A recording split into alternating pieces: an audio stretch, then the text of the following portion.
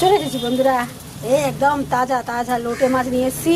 পেঁয়াজ লাল করে দিয়েছি, পেঁয়াজ কাঁচা লঙ্কা, এই যে একটু আদা রসুনের পেস্ট দিয়ে দিলাম আর টমেটো দিয়ে দিলাম, একটু কষিয়ে নিই।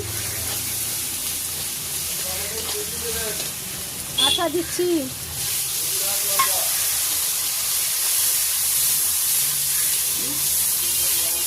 লোটে মাছে গোটা গোটা বানাবো জানেন বন্ধুরা। দেখেন হলুদ লঙ্কা দেখেছেন বন্ধুরা, হলুদ দিয়েছি, লঙ্কা দিয়েছি, টমেটো দিয়েছি, দিয়ে একটু কষিয়ে নেবো, কেন এটা লাল লঙ্কা দিলে হবে না, এটা সমুদ্রর লোটে মাছ, একদম মহাসমুদ্র।